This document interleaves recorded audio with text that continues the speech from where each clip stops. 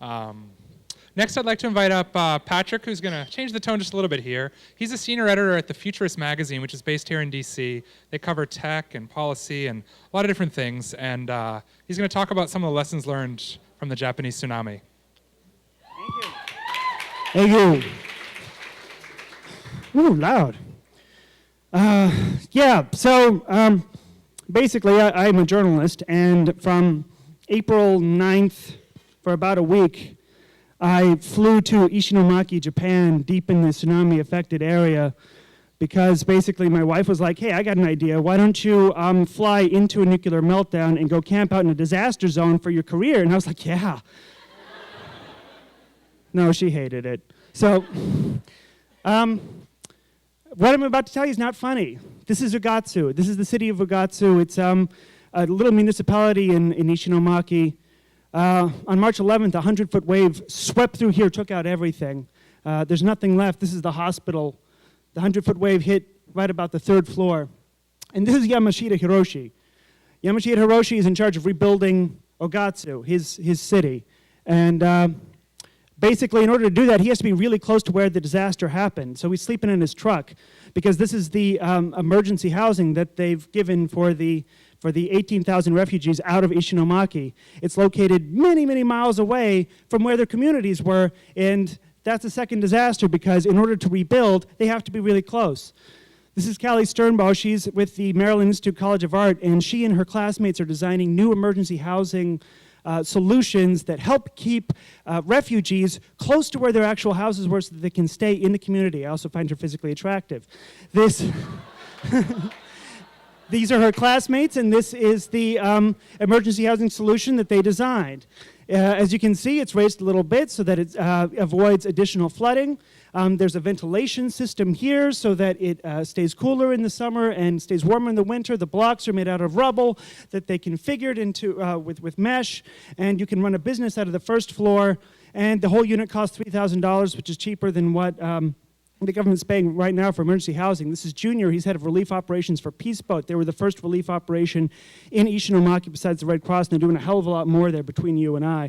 He's got to bring 500 volunteers a week into this place. This is one of the volunteers. His name is Kyoki Shinya. A vast majority of these volunteers are in their 20s, just like a lot of us here. They're students or they're unemployed, and they freaking rock. I love this guy. He took pictures of everything, and this is where they're stationed right now. This is the volunteer tent city in Ishinomaki. So this is Ishinomaki University, and as you can see, all the volunteers have set up tents right here, and this solution works for right now, but these volunteers are going to be here for years, and winter's coming, it sucks. This is a better solution. This is a model called Density. It's made by a firm called Horde Corplin Mack in Baltimore. It's basically a bunch of steel shelves that you can set up in the disaster zone right away with little pods. You ship the pods in, you stick them inside the shelves. This is the wall at Minato Elementary where people leave messages saying, I'm alive, or I'm looking for somebody. And these are Yoshi and Mitsuga Haga. They are 2 sisters that live in downtown Ishinomaki. They run a hair salon. They're really awesome.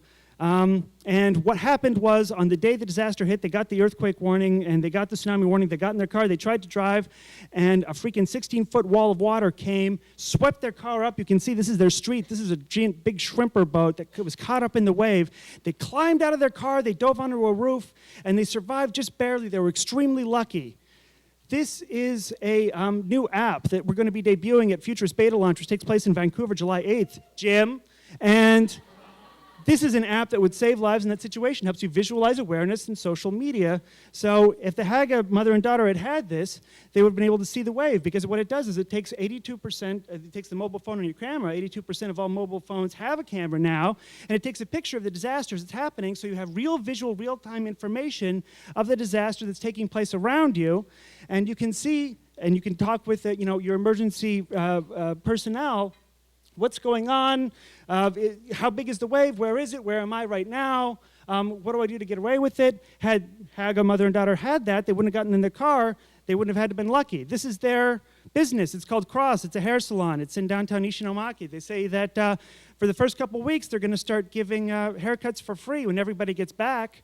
because, make everybody feel better. This is a sign that just says Kickstarter. Who knows what Kickstarter is?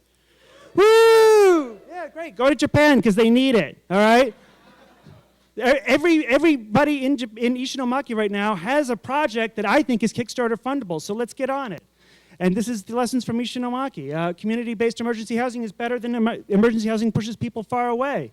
Google Person Finder should be triggered automatically in disaster situations. What if you don't have to worry about disaster walls then? And basically, using apps, taxi apps, GPS apps, automatic shutting off of gas to your house, triggered by the early earthquake warning system that is already in Japan, this would have saved a lot of lives. And that's it.